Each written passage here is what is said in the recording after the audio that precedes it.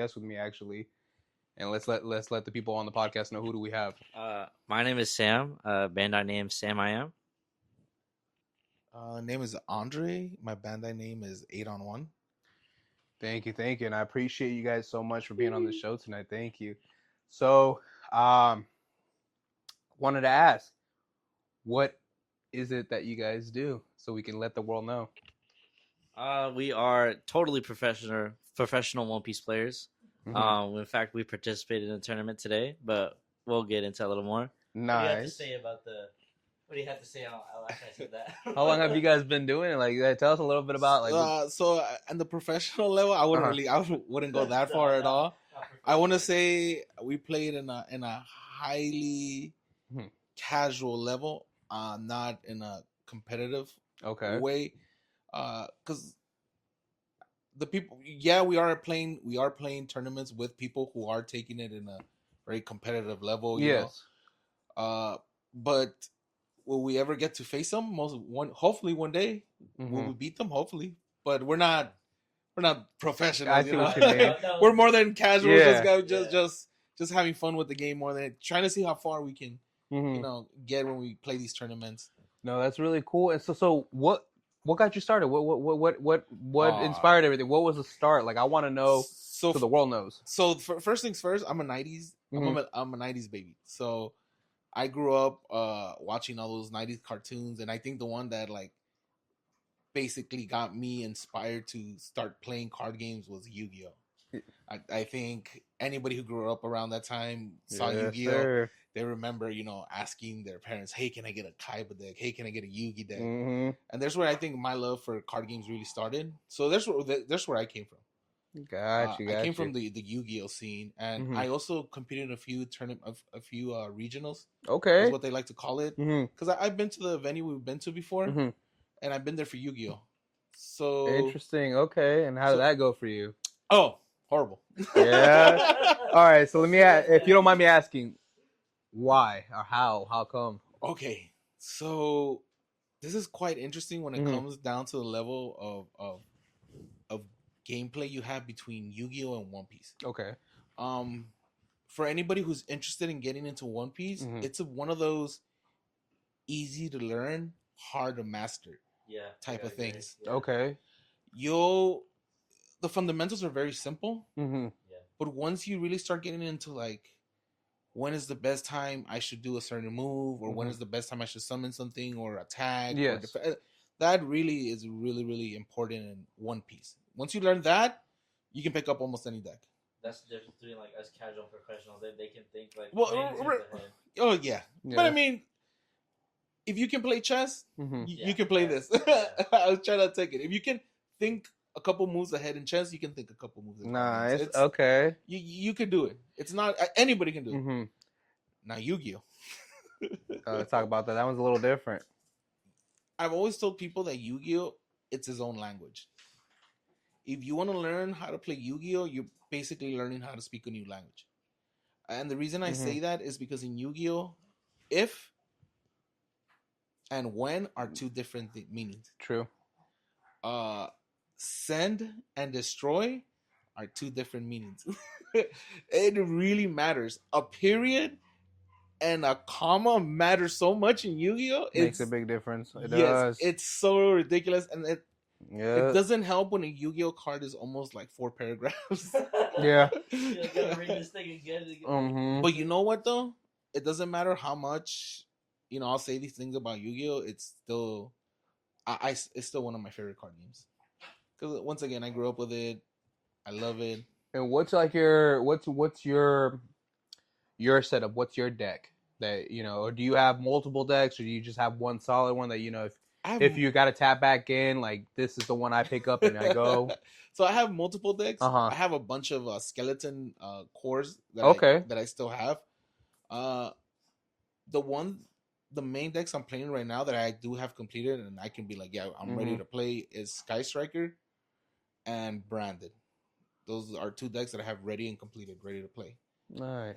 And like I said, I even fell off Yu-Gi-Oh. I don't even buy the new sets regularly. These are just decks that I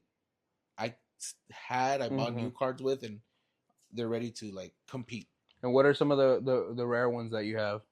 Yu-Gi-Oh? For Yu-Gi-Oh, it would be my branded ulti. Okay. So it's just ulti cards. No starlights. I wish I had starlights. So let's tell the world a little bit about that, so they understand the ulti and the starlight difference. So in Yu-Gi-Oh, it's very very strange the way they do rarities. They have rarities as rare, ultra, and secret. Okay. That's Yu-Gi-Oh. And usually in Yu-Gi-Oh, in every set, usually the secrets are worth some money. Okay. But the thing about Yu-Gi-Oh is so weird is they'll have like in a set they'll have 8 secrets, and you can only pull 2 secrets in a box. And sometimes you're lucky to pull the secret you want. Okay, I see. And sometimes it makes things worse when a certain deck you want to play requires a secret from a set, and that secret is worth $80-$90. You're like, what? You need like 4 on sometimes. Like... Yeah, you need 4 of those, and it's just ridiculous. Which is something where going back into the One Piece and other card games they've done so very well is they'll have a regular print for a card, and then they have an alternative art for it. Okay, so which is the chase card, which is the one people are trying to get. And how come? Do you know why that started, or do you know the reason why they do that? Or for Yu-Gi-Oh, I'm not too sure, but I'm pretty sure there are people out there who know the answer to that. But me personally, I don't know. What about for like One Piece? For One Piece, like I said, it's not the same thing. It's very everything has. Well, there's common cards, there's uncommons, there's SRs, okay, and then there's secrets, and that's it. And the rares. Oh yeah, rares. So rares, SRs, secrets, and that's it. Okay. But then you can get alternative arts of rares, SRs, and secrets. Interesting. And sometimes you're lucky, and I think our friend here, what do we have here? our special guest, is considered one of those very lucky in the pack. It's considered one of the chase mangas, and this card is currently can run about somebody $2,000 to $3,000. Oh wow! Yeah, I just sold a couple months ago a manga ace for $1,000. Oh wow, that's really cool. That's something that shocked me when I moved from Yu-Gi-Oh to One Piece. Is there's these certain cards that are just worth so much money, and if you're lucky to pull one, it's crazy. I'll give you an example. I had a friend. We did a sneak peek event. Sneak peek is they'll give you 5 packs of a new set, and you make a deck. And you guys try to win for some cards. Okay. He paid $30. He got 5 packs, and in one of those packs, he got something known as a God Pack. And the reason it's called the God Pack is because every card in there is an alternative, or it's alter art. Oh shit! Not only that, but in this set, there's something known as a Demon Pack. Okay, so yeah, break that down. So in this set is special because the last 6 cards inside of this special pack are these special cards that you can't get nowhere else except in this pack. The God Pack. You can only get them in the God Pack. Yeah, and sometimes this pack only comes out in every maybe. Mind you, I'm just pulling this number out of my thin air. Is like 20 to 10 cases. Okay. You might get one. You're not even guaranteed to. And get the one. God packs are per case. Okay, got it. So a case brings 12 boxes. So you're looking at about maybe 82 to like 90, close to 100 boxes before you maybe find one. Okay. That's a maybe. You might get one. Yeah, and that's a maybe. And he sold all the last 6 cards. He sold them for about $2,000, and then he goes and he buys another box, and then he pulls another manga that's worth another $1,000. Yeah. So mind you, this guy from $30 just made all that. But once again, this is lucky. This is not true. something... It doesn't just happen all the time. Don't okay. expect it. Don't like. as I said, don't Yeah. buy a box expecting a manga. Like, don't Chasing go with it. that. Yeah. It's very low chance. Don't go into that mindset. Well, I'm pulling this. We weren't in that mindset at all when she bought like the stuff. Mm-hmm. They came in packs called treasure booster boxes, and he explained it to me earlier Okay. that essentially they had an extra surplus of certain packs, Uh-huh. and to basically they stopped printing packs at some point in time. Yes. That's why, like, first set packs, the OPL one we saw today was like what, $500? Yeah, $500 just for a box, a sealed box. That when it came out, how much was it when it came out? Because I didn't play at the time. 120. Yeah, see, and it's Okay. because they stopped printing it, so it was like whatever. It's limited amount. Yeah, whatever's in yeah. the market left, that's it. So that's what happened with these. So this and like, Mm-hmm. what was it? It was 2, 3, 4, 5 that came out with this. Yeah, it was. So there was 4 sets, and like you said, there was a surplus of packs, and so to get rid of them, I'd put them in a bundle and Mhm. sold that bundle. And how many of those are around? Do you guys know? Like, is there like a Well, okay, way so to know? I'm just curious. Here, look, the manga specifically, or this one specifically? That card specifically. How many of those are floating around? I can give you right now Uh-huh. a rough. I can give you a rough estimate. Yeah, that'd be about cool. How many? And you know which is the crazy part is Mhm. this is from the original pack. Because they Okay. had a reprint with these mangas, Uh huh. so they're like valued less, maybe like $1,000 less. But the fact that he has the original Uh huh.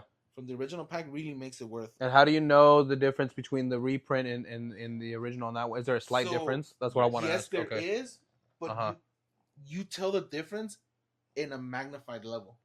Okay. So if somebody wants to tell the difference, you Mm-hmm. have to really do it in a magnified level. This one you can You- kind of you- tell though. It's yeah. this one doesn't have the.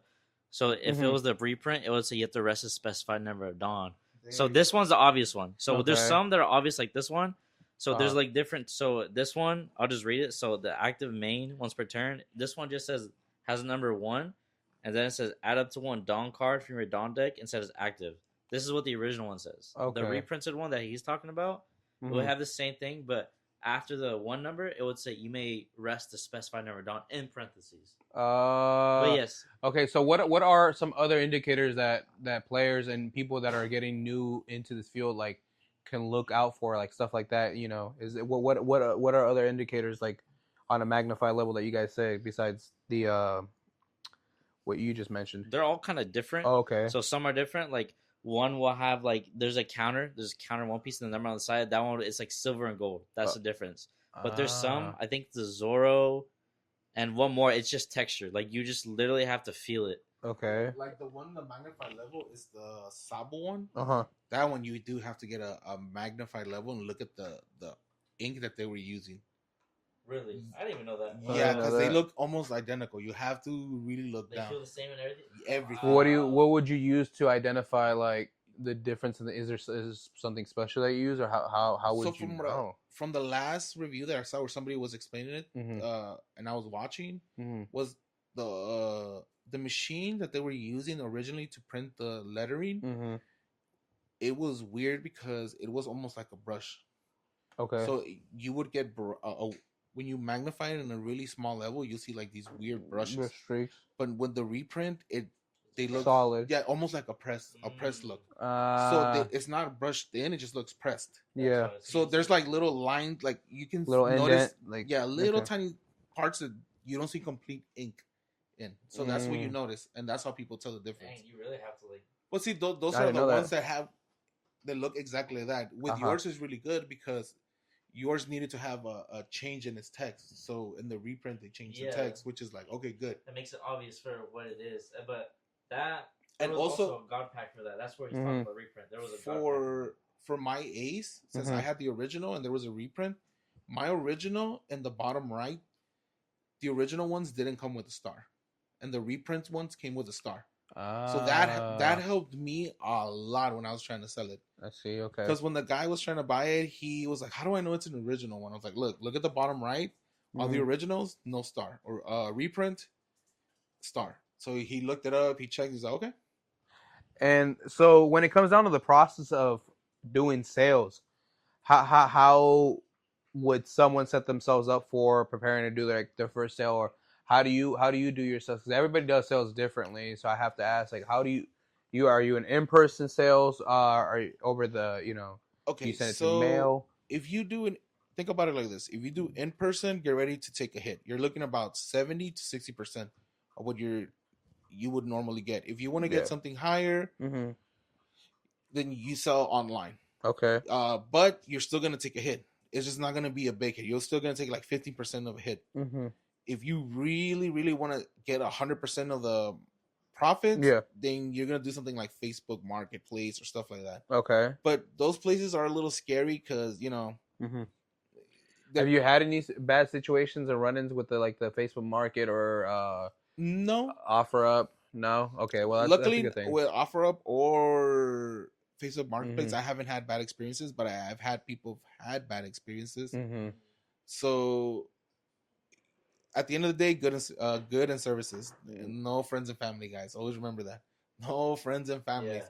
Good and services. I don't care what they tell you. I don't Mhm. care what sad story it is. Oh, good and services. I'm sorry. I'm And sorry. what are like some scenarios so people can like better understand what you mean by that, just in case they're So sometimes in Facebook Marketplace, you'll Mhm. buy a certain card Mhm. and they want to tell you like, send me the money, but do it through friends and family. And that usually what happens is they don't get taxed, but it's oh, harder to dispute because it's technically a transaction. gift. Yeah, because it's a gift for friends and family. Yeah, and they even give you a warning too when PayPal. They're like, hey, you do this is gonna happen. I see. But in good and services, it's like, California has that tax, so it's like, hey, Uncle Sam is like, give me my money. And in what situations do you like? How would you prepare yourself in case something goes wrong? How would you prepare yourself to get your money back? Or is it like it's If you might do take a loss or how? if you do good and services, Yes. you just contact PayPal. You're like, hey, there Mhm. was a deal, it didn't come through, or hey, he didn't send me the card. He sent me a Pokemon card instead Yeah, I of was the gonna One ask. Piece card. You ever got like a dupe, something that wasn't Yes. okay? I want to hear about that. I'm actually kind of curious about that. Yes, I have. Uh huh. It's happened a couple of times, and each Uh-huh. time it was handled very differently. But anyways, Mhm. in good and services, you can make a complaint, and they'll look over the complaint. And most of the time, if you well, my complaints have always been valid. I've always gotten my money back, so I've never had a Okay. complaint. If you do friends and family, look, sometimes we have to learn the lesson, and we have to learn it the Yeah. hard way. Yeah. It happens, man. No, Look, it does. It does. I know some people get ashamed, and then they feel like, hey, man, sometimes we think a good deal sometimes is just it's too good to be true. Some things are too good to be true, and I definitely understand where you're coming from because been there and Yeah, done it that. sucks. Like it sucks. I get it, guys, but just don't take Mhm. it. Just we learn from our mistakes and good in services. Yeah, that's true. No, I appreciate that. And so, um, for an individual that wants to get started, what are some places that he or she or they can look at for guidance? Is it if they are in an area where they don't have like friends that really do play and they're soloing it out, so they're learning by themselves, like what is it YouTube? Is there certain channels or your guys' channels, or like I'm just curious. So I think a great tool is YouTube. Okay. God, YouTube. Yeah. YouTube is is a good tool Mhm. to learn things you have questions about, especially this hobby. Mm-hmm. I mean, because that's what I was doing when I was playing Yu-Gi-Oh. Yeah. They used to call us net deckers because you would make a deck out of YouTube, Mm-hmm. and but I didn't care. I'm like, dude, I'm not gonna spend like 6-10 hours. Like I have a job.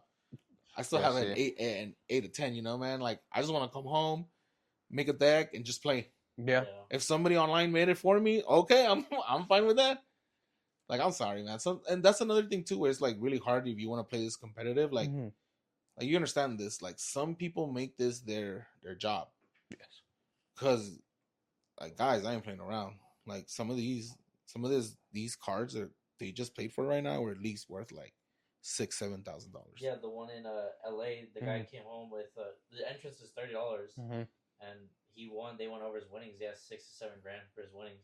So and that's first place, and that's not first place is not even the only one. I think it's what top 8 to make your money. Yeah, double like almost triple your money. And for that situation, how's the payout? Is it check? Is it cash? It's not check or cash. It's Mhm. cards. Okay. And then you have to flip them. Okay. Some people keep them because your card can go from being worth 2,000. Mhm. Hey, you send that to PSA, you get it back as a 10 or like a 9. Your card went from being $2,000 to being almost 7,000-8,000. It is ridiculous. That's why Mhm. some of these people take it very seriously when they compete. They see something funny, you do something wrong, they don't no mercy. Or your sleeves look marked, like that happened to his friend today or something like that, right? Mhm. Yeah, but to me personally, I don't. What do you mean by like mark sleeves? Okay, I'm curious about that. You brought that up. Somebody had accused one of my friends today of Mhm. having marked sleeves. And But what is that? Like they mark their sleeves, I guess, so he can draw the best cards in the deck. You're cheating. He's basically accusing them of cheating. It's kind of hard to. I'm not saying that you can't cheat in One Piece, but I feel like I don't know. It's not hard, but like it's like yeah, you mark it, but it's like Yeah. you have it in your hand anyway. It's like you can't secretly grab a card. There's nothing like go through your deck and grab a card. There's That's what I nothing like figured, that in yeah. One Piece. It's like Okay. either grab top 5, top 3. There's no card that says go through your deck and grab a random card, right? I know, but still, I understand where the guy's coming from. Yeah. Too. But to me, it was just silly because I mean, you're already playing a game. I mean, But even my friend saw it, was like, okay, I get it. It could have been a little glare. Yeah, but don't the judges, or isn't there somebody that checks the deck before you guys play the tournament? No. Or is it just based off of I guess? So what we do is we have an app. If by the grace of God we get into the tournament, Mhm. we pay our fees, Mhm. and then they put us into the tournament. So I want to say a week or maybe 2 weeks before the tournament, they're like, "Hey guys, you can turn in your deck on the app." Bandai TCG Plus. You turn in your deck list on the app. Mhm. You go to the tournament. You wait the day of the tournament. You can go collect your tournament entry packs. You get that, and then the tournament starts. So they give you cards at the tournament. Yeah, because you pay $30. So you don't bring your own. No. You bring your own deck. Okay. But they give you packs for entering, because you still pay $30. Yeah. And they want to make your $30 worth it. So they still want to give you packs for entering. Yeah, you're getting 6 packs, which if you get it at like market price, they're like about $5 a pack, so 6 times 5. 30. Okay. And they gave you another pack called for the regional. Mhm. Again, that's a set of exclusive. It's like a special, yeah. Yeah, you can only get by getting into the tournament. So Okay. already, that's right. They're worth a little more money. Mm-hmm. Just because, like I said, those are exclusive. And going back to what you said for like the top 8 or whatever, those are expensive because they're exclusive to the winners of placement of these, tournaments. And that event that you guys went to was in the convention center? Yeah. Okay. And how was that? Was it the entire floor that was taken up, or was it just a section? One hall. Just a hall. Okay. It was 900 something people. That was a cap today. Wow. They were playing 10 rounds. And then what they do is from today, top 32 players, they go to a tournament tomorrow, and then that's where they compete for top 16, top 8. And then I think normally for One Piece, you play one match, and that's it, you lose. But I think top 8 do Swiss, right? Top 8 do Swiss. So basically from there, it's best 2 out of 3. And are you guys playing tomorrow? No. Okay, I was just curious. We dropped out. Okay, so for One Piece, honestly, once you lose, okay, so there's 10 matches is played, and then honestly, since there's a lot of people, many people will go undefeated, 1 loss or 2 losses. So that's usually top 32. Is undefeated, 1 loss, 2 loss. So that's why once you hit 3, your chances are very, very low. Because like I said, think about how many people could go undefeated. And True. 1 loss and 2 losses. So that's why we all say once we hit 3 losses, we drop out. Because there's still a chance you could go 7-3. But the way One Piece does tiebreakers is essentially the strength of your opponent. That it's the strength of your opponent and the strength of what opponents you played, or. This your opponent, or everybody else you played against. Yeah, so basically, you would have to be your 3 losses are people in undefeated categories. That's probably how you would make it with 3 losses, but that's already very low because. So how One Piece the regionals work is the lower the table number is essentially where the topper players are at.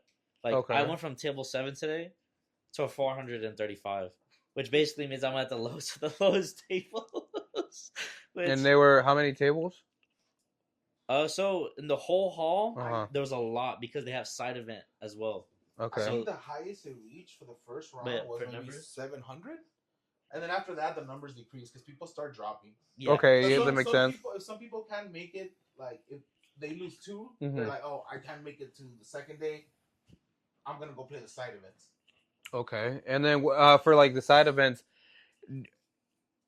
are those aren't necessarily tied into the actual main event at all? Those are just No, like they're side not. It's their quests and own stuff, thing. Those and you are can the- still win things too. Or Yes, you Yeah. can. okay, what You are win- some things? So the things you can win in there are actually tickets. Uh-huh. So each side event costs a certain amount of money, and depending on how much money you pay is how many rounds you're gonna pay, Interesting. and how many tickets you win. And How- then these tickets you Uh-huh. can turn them in for prizes. So you can turn them in for those expensive cards that I told you. Yes. Okay. But those cards you'll need like 90 tickets, 70 tickets, Yeah. and if you pay, let's say you play a cheap tournament Mm-hmm. and you go undefeated, you'll get 15 tickets. So what is one of the most expensive tournaments you've ever got to play, Oh, okay. and what's one of the cheapest? So I played tournaments before they did the ticket system. Okay. Because before the ticket system, what they would do is they would offer like, okay, guys, we're gonna play for a mat. We're gonna play for a box. Yeah. We're gonna play for this regional card or this Okay. expensive card. Mm-hmm. And that's what we would do, and we would pay money for that.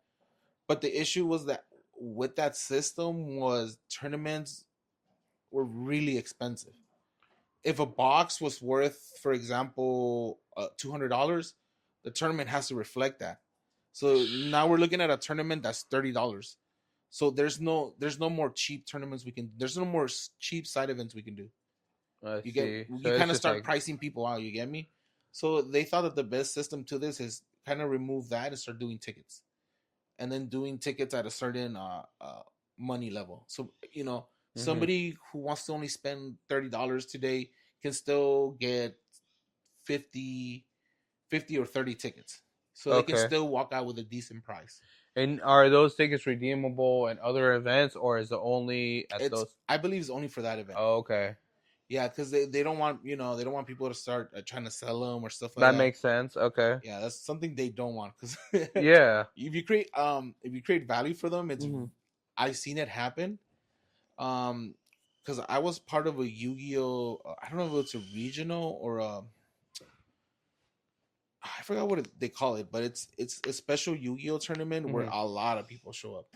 Where it's like basically a giant festival. Like for participating, you get like a coin. Oh shit! You get a card. Yeah, it was pretty cool. Yeah, it was really fun. I had fun with that. Mm-hmm. But I forgot the name of the tournament. But that one was. I was like, okay. Where was that tournament at? The Convention Center in Los Angeles. Oh wow, and that one's big. The reason why I remember that one so vividly is because it was happening at the same time as WrestleMania weekend in Los Angeles. So not only was I doing like stuff for Yu-Gi-Oh, I was getting my coin, I was buying some packs. I immediately like ran across to the other side of the convention center to start doing things for WrestleMania. Yeah. Yeah, I started buying stuff. I bought like my cups because that's the WrestleMania I went to. Wait, the most recent one that just happened? Yeah, the one in SoFi. Oh, 40 guys. Yeah. It was, oh man, so much fun. But yeah, that was a fun event. That's awesome, man. And so, has there been any dilemmas at events like where I guess it created tension or if people have actually gotten in physical altercations over this? I'm kind of curious. I can imagine it would because it's competitive, but I just got into the regional, so he'll have it. The only story I've heard is one, and it's I think it's a Yu-Gi-Oh story. Okay, I could be wrong, but I think it's a Yu-Gi-Oh story. So this is how the story goes. The tournament was in Pasadena. Okay. In the Pasadena Convention Center. So in Yu-Gi-Oh, they have in the past they used to have this thing known as the time rule, where if your life points were higher than your opponent, you would win the duel. Yep. So what some people would do is they would try to do certain. They would know they would have like 10 seconds, and they would try to burn you for damage, and then they would try to stall you until the time ran out, so they can be like, "I won." It's like, come on, dude, don't do that. So some people would get really mad at doing Mhm. this. So other people did other strategies where they would try to stall you out, where they know it would take you 10 minutes to do your combo. They know they have 5 minutes, and every time you play a card, they go, "What does that card do?" Can you give me a minute? I'm thinking. It's like, dude, you got one card in hand. Like, what are you thinking about? What happened? So, Mhm. so they some people do this just because they know they can get an upper hand on you and they can win like that. Okay. I'm So the seeing. story goes that there was a hefty fella Mhm. that was doing this to another person, Mhm. and the person kept warning him like, "Hey, dude, you gotta stop doing this. I know what you're doing. Just let me play, and we can move on." The guy didn't care. They called the judge over. Mhm. The judge ended up giving the guy a warning because that's how slow he was playing. Okay. Yeah. Damn, So that's sure Yeah. enough, time was called, Mhm. and yeah, it was a draw. A draw. Yeah, at the time you could draw on Yu-Gi-Oh. They could still draw on Yu-Gi-Oh, by the way, which Yeah. is done even worse. Okay, so draw happens. Mhm. The guy grabs all his stuff and puts it in his bag and zips it up. The hefty fella, he picks his stuff nice and slowly. He tries to tell the guy, "Hey man, my bad." The guy is like, "Nah, I don't want to hear it." Goes outside. Mhm. Dude, the guy, I guess, gets his stuff, goes outside. Dude, this guy was waiting for him because he supposedly rushed them, Mhm. pushed them, and they just started beating his ass. I'm trying not to laugh. Like, Hey, yeah. beating him. And the reason why I keep saying he was a hefty fella or Uh-huh. big fella is because, man, you know what? I think somebody did a recording of him trying to, like, once he fell down, he couldn't get back up. Oh, I see. Yeah, So like was pretty he big. was struggling to get back on his feet. Like he was trying to get on his knees. Nope, No. nope, Well, there ain't no getting him up. No chance. Mm-mm. dude. You can't. You really can't. You struggle. Yeah, he was struggling, and then after that, he had to start protecting his head part. He just kept hitting him, and then he stopped hitting him in his head. And he started hitting him like in his back or all his big parts. Mm-hmm. Like, but it was violent. More of the story is play right then. Yeah, and that's you know what Yeah. I am gonna think that's a Yu-Gi-Oh, because to me Mhm. personally, Yu-Gi-Oh is the only game that gets my Like blood rushing a little bit. Yes, I can see that. I mean, yeah, because I mean it's been around for a solid minute. But so is it common in the One Piece that this happens too? Or no? It happened in LA to your friend, but he didn't Mhm. get mad about it. Mhm. He was like, he's calm. Also he's grown up to be like, it is what it is. Like, Yeah. I just wish the guy didn't play like that because same situation. Mhm. Yeah, You can but explain it if you want. so I'm gonna be honest. But it wasn't as bad. The guy, looking now back at it and looking at the guy was in the spectrum. You get me? Just thinking about the way he played Yeah. and how timid he was and the way he did things. He wasn't shaking or nothing. He was thinking about stuff, but because we all think differently. We all see Yeah. things differently. I saw his hand. I was like, oh, I can do this, Yeah. and that. He was probably thinking, hey, if I do this, he might play this, and then do this, and then I can do this. You get me? He's probably trying to think ahead. Yeah. So to me, I get it now. Mhm. That's why I understand why our friend didn't get mad at the guy playing really slow. But how do you know at what point that that they are playing slow like that, or When it's they're not- just faking it?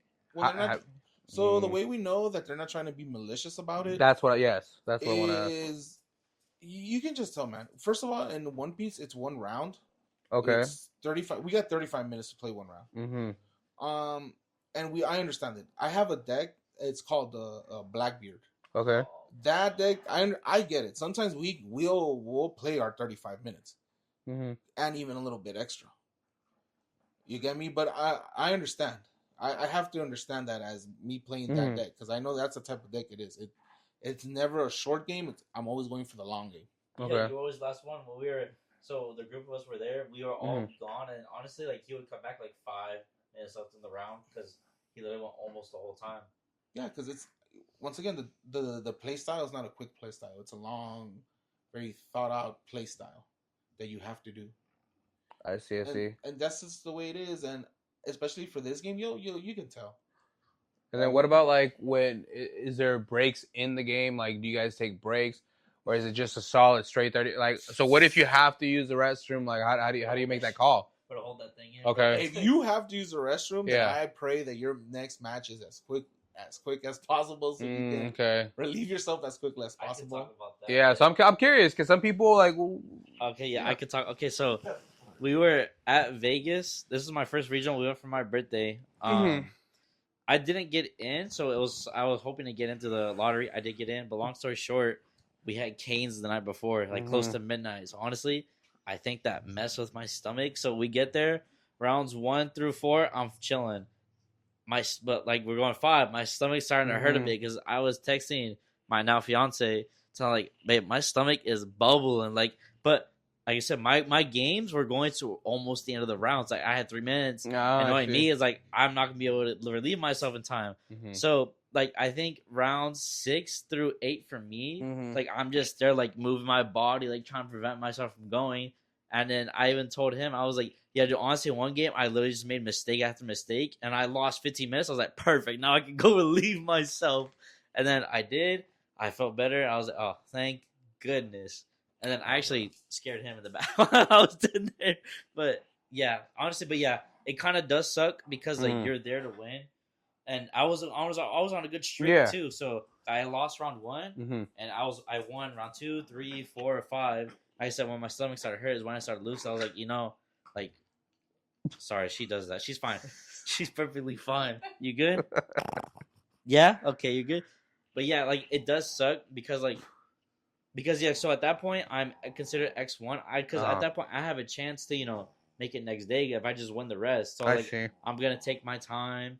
But like honestly, I was like, if I shit my pants, I'm not gonna stay regardless. So I had to let my ass get whooped until I could leave and go relieve myself. But yeah. Okay, and then where are some like where are some of the craziest tournaments held at, like location wise, like people that actually will travel? That's like worlds and we already have we have friends that are already talking about traveling to Mexico for a tournament. So okay, I kind of want to hear about this. Really? Yeah. The Mexican community is really friendly. A lot of people love traveling over there. And yeah, they have tournaments over there as well. Oh, nice. Okay. And these tournaments, same thing. You're looking at about 900 to 800 people showing up to play. Shoot. Okay. And yeah, it's really wild because you get people from the community too. You get like everybody from Mexico City comes. You get all these different types of people. You're like, oh my god. And then you'll see people that you normally see here. You're like, what? You're here? They're like, yeah, this is where I live. You're like, and where are some other locations that are like is there like a I know there's like regionals, and then there's like, is there like a worldwide one where nationals and then? So what happens is every year they have worlds. So this is what everybody's trying to compete to. This is why we go to these tournaments. Is because every time you compete to this tournament, you can get everybody who does a top. I don't know if it's 32 or top 64. They get an invitation to nationals. So when you get an invitation to nationals, you go to nationals and you compete there. And if you do top 2, I believe, in nationals, you get an invitation to worlds. Okay. And worlds is where everybody, like, we're talking the worldwide, everybody from North America, South America, Asia, Europe. All their best players go who have won nationals, and they go play at worlds. Is that Japan or they change it up? Yeah, I was gonna ask, where are the locations usually? Is it so worlds changes? Okay, kind of like the Olympics. Yeah. So one year they had it in Japan. Another year, I believe they had it in Europe, and then they brought it back to Japan. So it is they are trying to have it in different locations. Okay, which is the good thing.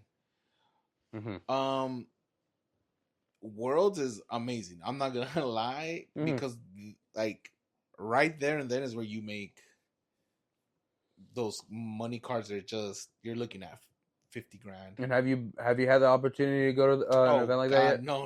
Okay, but you're trying to get there. I see. At one point, I mean, that's I would see that's the goal. I mean, yeah, I made it to nationals. But sometimes for nationals, you don't have to. If you're lucky, you can register for a national event and you can get accepted. But you have to compete. Let's say, like, I think like 10 games, Mm-hmm. as opposed to somebody who gets invited by winning a regional. They don't have to compete for 2 rounds. They'll get an automatic 2. Really? Yeah. So in events like this, do you pay out of pocket to go? Yes. And if For you win Worlds- events, do they? How does that work? Yeah. For nationals and regionals, yes, that's out of pocket and you Okay. pay for that. Okay. But if you win a national and you get invited to Worlds, that's paid. And that includes travel and everything, or okay. Yep, it's paid. This is why people love winning these national tournaments. Mhm. This is like, it really is big money when you really start separating. This is why a lot of people get really really invested in this game, and you see the way they talk about it. Like that's when sometimes I know it's funny when you look at this card and you're like, wow, this card really does compare to gold. Yeah, like it's weight to gold, which is so funny because you're like, what, because it's weird even like explaining it to our parents. Yes, because they'll look at it and they're like, we now something I was telling him, like, it doesn't make sense because to them, if it doesn't have some type of value, it can't be worth that much. There's no way. Does it drive? Does it give you money? Like, what does it do? It's like, trust me, I don't know either, but there's somebody out there who's willing to give you that much for it. So yeah, no, and that's really neat because I mean that just shows like hobbies like this turn into professions, and it does end up paying bills. It does pay, so it is a great investment. It is. It took forever, but yeah, it's not something that's overnight. Yeah, because I mean, people forget, like, this wasn't something that was super popular. Like, look back 20, 30 years, man. And when did the rush happen where it really started, like, jumping that you remember? My God. So it's so funny. Mm-hmm. Everybody forgets the original rush. And the original rush is actually, I contributed to the father of trading card games. Some people might completely disagree, and it's Magic the Gathering. Yep. Not the oldest one, though, no? I don't think it's the oldest one, but it is one of the. I think of it as the father of trading card games. I think so too. There were baseball trading card games before that, so let's not Yeah. forget. But to me, that was like the first tabletop we interact with each other. Magic the Gathering really started this boom of like trading cards and stuff like that, because that is, in my opinion, if you ever go to a card shop, there's two type of cards you expect them to have. Yeah. Either they're gonna be a Magic the Gathering card shop, or they're gonna be a Pokemon TCG card shop. Yeah. They're gonna have one or the other. Yeah, if you go to a general card shop, it's gonna be one or the other. Yeah, if you go to a card shop you've never been to, it's gonna have one or two. Yeah, it's gonna have one or the other. It's gonna have their Pokemon or Magic the Gathering. There's no way it does not. Yeah, and if it's a good card shop when they have both. Yeah. Okay. Okay. That's something to pay attention to. Yeah, exactly. You're like, oh, okay, they got this, or they got money here. What are some favorite areas that you guys like to go to? I mean, if it's not shop primarily, I guess like cities, there's certain cities that you guys like prefer. Sir, there is. I have to ask. So one of the main, this is anybody visiting the California region. If you come here for vacation, I highly recommend going to one of the best hobby shops, I want to say, in the country, and it's called Frank's Collectibles. Okay. Frank and Sons Collectibles. It is a huge hobby shop. You better be careful. If you have that inner child that has money now, I can see. There's a bunch of stuff there: comics, action figures, like, everything you can think of. It's an old Costco geo. Oh, nice. It's an old Costco that got turned into this giant hobby shop. You like playing cards, baseball cards, they got it. Everything. You love Magic, they got it. You like Funko Pops, they got it. Wow. What is it? What recently got popular out of nowhere? Labubu. You want Labubus? They got your Labubus. Wow. It's, oh my God. That the first time I went there, it was in their old location, and I was like, oh my God, this shop is amazing. And when they went to their new spot, I was like, this is stopping. Where were they before? They were in another place. It was way smaller. But but now it's a whole Costco warehouse. I'm not gonna lie, the old location felt very more like, I don't know, it felt very more personal, because it was like, hey, you and me can buy a box. We can we can rent a table, we can Mhm. sit down, we can open our Uh-huh. things, we can fix our decks, we can start playing, and it was fun. Like I said, you rented tables. Yeah. It was so much fun. They don't do that no more. So you can't do a table out there no more. You just Nah, and this is something right now. Going Uh-huh. back to your original, what started the boom and Mhm. everything. So first I want to say, Magic really started it, and then it was Pokemon.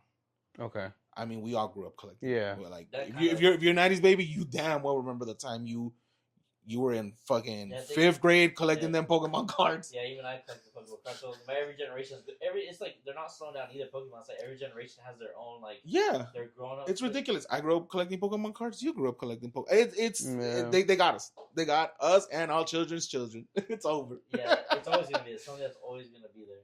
So you scalpers, you got it good with Pokemon. That's not leaving. So is there scalpers when it comes down to the One Piece community? Oh, I have to ask for that. my God. Yeah, of course, I actually. Okay. Next So, story. oh my god. Well, let me explain the boom. Okay. So, to make this long story that I was gonna do very short, Mm-hmm. we all remember that dark time about 5 years ago when we were all told to stay home. Mm-hmm. That shit sucked. Except me, I was told to go work. That was bullshit. But that's not. Anyways, I hear that. during the time people were stuck at home and Mhm. they were getting money. I hate to say his name, Mm-hmm. but a little asshole, Mm-hmm. Logan Paul, really got into Pokemon collecting. Oh, yeah, I remember seeing that. Okay. That's honestly the spark it needed to have it's in my opinion to have the third TCG boom, because people went from like, hey, I remember when I used to play Pokemon, you know what, I'll open a pack, and people were opening packs at home, and Mm-hmm. guess what, it was fun. I'm not gonna lie, in a weird way, it's a small dopamine. Yeah. It's Oh, it's yeah. like a little small hit. Yeah, I can see that. You No, I open can see it, that. you open it, you're like, oh my god, what I'm gonna get? Mhm. Is it the good card? Is it the one I'm waiting for? Is it, Literally like this. Literally, it's like literally because after this was pulled, Mhm. honestly, like it's just an addiction after that. Because obviously I know it's rare, Yes. but it's like it's still cool to pull the all-star. Yeah, cards, because you like- know it's a possibility. possible because you have one, so you like, yeah, I can see that. I can see the excitement and everything Don't behind it. be- It's honestly it's addicting. I can see that. Really, It honestly, is. Mhm. if you could, I'm being for real. Like it can be classified as like an official addiction. I'm not like. It is an addiction. Yeah. I'm sorry, it is. It's basically gambling, right? Because obviously it's like No, it ain't basically. It is. is Yeah. gambling. There's It's a a small form. chance you did hit the jackpot. The jackpot's right here. You hit it. You're like, oh, I think it hit it again. You don't realize how small it is. Like, it's like it gets you. Honestly, because it's like the hook. It gets you. Yeah. Like, I mean, I can pull it again and again. But I can see like someone pulling a back to back, and then that sends them in a craze right there, just chasing it. That's what happened to me. Really? Yeah. Okay, so I gotta hear about this. oh, you did. I pulled that Ace leader, Mm-hmm. the Ace manga. Mm-hmm. I'm sorry. And then a week, no, like I want to say not even a week. Yeah, no, 3 days later, Mm-hmm. I went to a card shop. My friend was there. I was like, "What are you doing here, man?" He was like, "Oh, I'm trying to buy some packs because I want to try to get the manga you got." Mm-hmm. I was like, "Okay." He's like, "Look, the owner just took out a new box." He's like, "Buy me a pack." I was like, "Okay." I know who it is. So I went and I was like, "Wait a second." I was like, "Every time I buy this asshole a pack, he always Mhm. pulls something amazing." It's like, you know what? I'm gonna buy 3 packs. So I bought 3 packs. I said three of them in front of him. I was like, "All right, brother." Mm-hmm. I was like, "Pick one," and I'm keeping the other 2. He was like, "What? Why?" I was like, "Nah, bro, no." Like, Yeah. you always make me pick, and you always something amazing. I Mhm. was like, "You pick one." He's like, "Okay." He got one. He opened nothing. I opened my first one, another manga Ace. Shoot. Okay. Yeah, that was. He's not lying. I felt like that was back to back. I was like, "Oh, this is the greatest thing ever." Mhm. I'm on cloud 10. I can imagine that. I really can, and that's exciting. That really is, and it just sitting here and listening to the the passion you guys have behind this, these questions that are the necessities for folks that want to get into this field and want to learn about about the game, about the competitions, the do's and don'ts. There's a lot to it, and it's great because I mean this won't be the last episode. This is just a part one, because a part two I would love to do where you guys run me down on a game, where I'll see a game you guys can explain to, because there are some people around the world that are curious too, and the beauty about this show is that it's seen all over the world. So yeah, you'll have fans from Canada, from Mexico, from Germany, UK, Asia, you name it. I'm all over, and it's a great thing, and that's something I do want to get in a part two. So that would be fun, and so I want to ask real quick, for folks that want to continue to see your guys' journey, where can they find you guys? Where can they reach out, or where can they track you guys' progress? I want to know. So sadly for me, I don't have. I'm not really involved in social media a lot. Yeah, that's okay. So I'm not much, but I'm always happy to help my nephew do compete in card games. Okay. So I would always, I'll give it to him to shout out for his YouTube channel. Yeah. So yeah, me and my fiance did create. Well, she told me to do it. So initially, I took a business class in college last semester or 2 semesters ago, and part of it was to create a fictitious business. And the professor said, choose something that you like, so it's easier for you to like your best. I was like, I'm into One Piece right now, so let me do a TCG business. So I created a fake shop, I created a Facebook, and I created a YouTube channel for it. And the fictitious name was Gamercore Plus. And then after that I stopped. I was like, that was just for school, right? There was nothing serious. And my fiance is like, well, why don't you like actually use it? Because you enjoy doing it, and it's just for fun. I was like, yeah, you're right. Like, you might as well do something. So, and then we changed the name because I looked up Gamercore Plus. There was actually YouTube channels out there, and I was like, I want ours to be original. Okay. Well, she mentioned it to be original. So yeah, and then we got inspiration, and our YouTube channel is Card Hat Crew Plus, and we started it May. Is there a Instagram for it, or is it just YouTube? There is an Instagram. I'll make sure I tag that in there. TikTok, and YouTube is where we're at. I'll make sure I tag them all on the screen. I got you. That's where we're at. And on the channel, my goal is to kind of do everything, mainly One Piece related. The way we made the name is to reflect on what we do. Yes. Card Hat, because the name of the crew from the One Piece is called Straw Hat Crew. Yeah. Card Hat Crew. That's One Piece related. And then cards is already cards, whatever. And then the plus, I like to say, is it can make us. We can vlog. We can do other stuff. So it's just more than just one. The name kind of makes it so it's not diversity. It's not stuck one thing. It's multiple things. We could do Magic the Gathering. Yeah. If I would decide to play Magic the Gathering, it's the Card Hat Crew. It says cards in it. So, but that's our channel. So far the videos we have is just our personal collection unboxing. I recently came out with a video of me doing a free tournament online. How often do you post? So the goal used to be once a week, but I didn't realize because I'm still in school. It's a lot of work. Yeah, no, a video a week. I'm not gonna lie. Shout out to these people that can do it, but oh my goodness, a video a week is hard. So I decided to do a video a month, just because it's more obtainable. Yeah, exactly. We have a video for the month because we a little sneak peek. We had 6 boxes to open, half a case. But it wasn't just us. Me and my fiance bought 3. He bought 3. So we opened them on camera.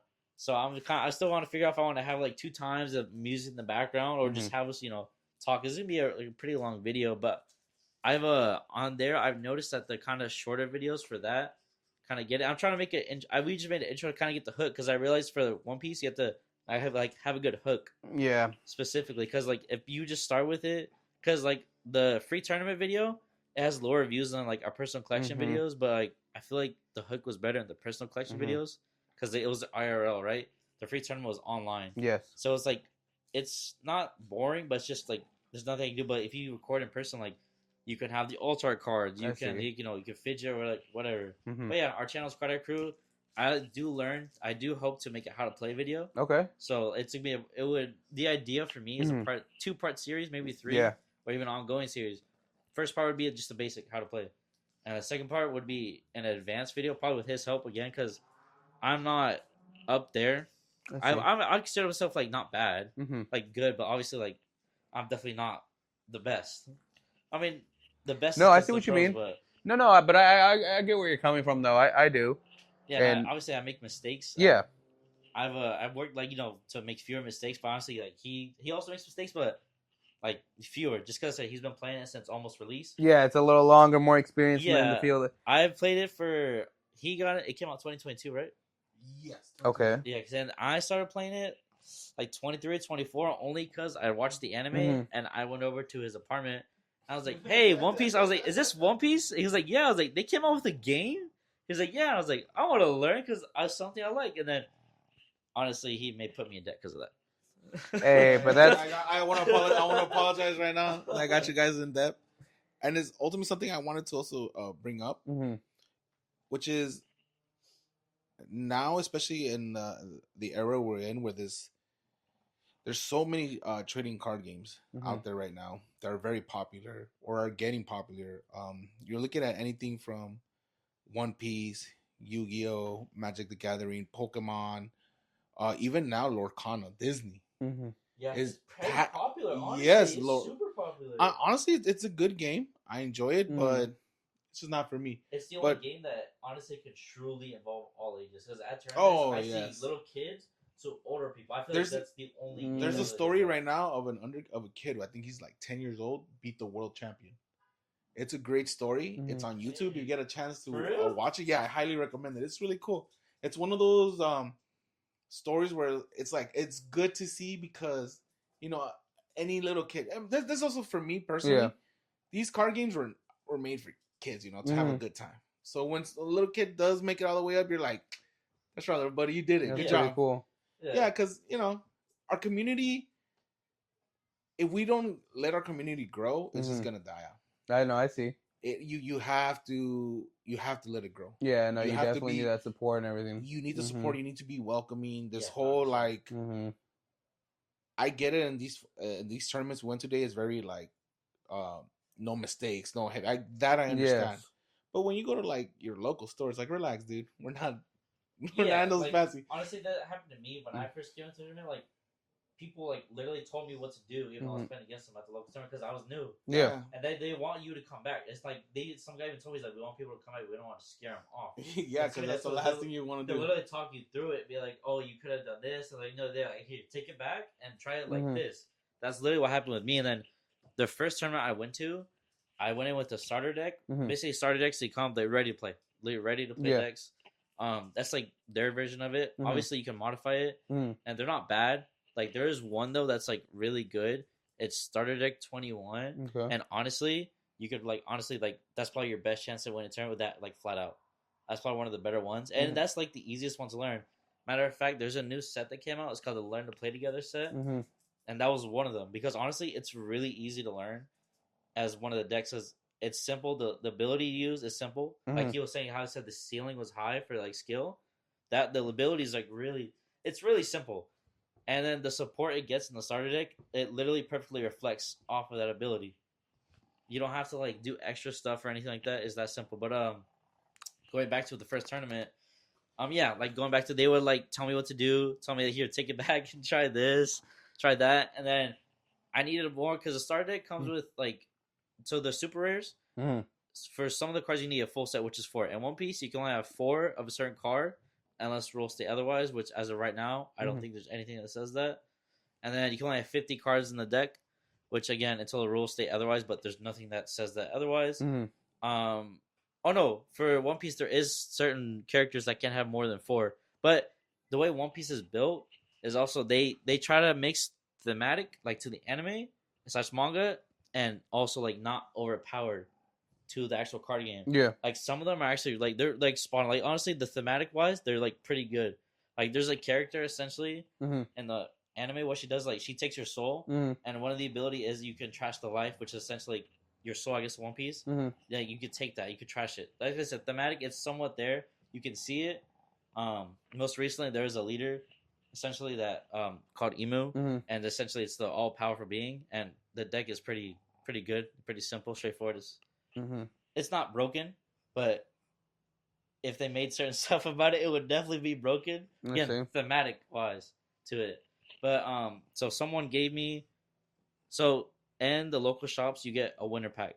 So Okay. you only get that by winning. Again, it's Yes. exclusive. You have to win the local tournament to get it. Mhm. Not only that, the shop has to be recognized by like, is Bandai right or yeah? So the shop has to be recognized by the company that makes it. And how do you know which shop is? They'll be Like- on the app. Okay, I was just curious. Yeah, they'll be on the app. Mhm. So basically, what you can do, let's say you're visiting a city, like we visited Vegas for the regional. Yeah. We just looked up on the Bandai app Mhm. tournaments for that day, and we saw shops around that are hosting a One Piece tournament. That's how you can tell. Oh, I see. Around here, where Mhm. really we are at currently in Oceanside, the only shop that's like close in Mhm. Oceanside, there's one. It's actually down the street from us. It's called Kingstar Games. Mhm. Shout out Kingstar Games. That's where I went for my first tournament. That's the only one in this area. But there's some in San Marcos and Escondido. Yeah. But it's not as much. Like it's honestly like it's really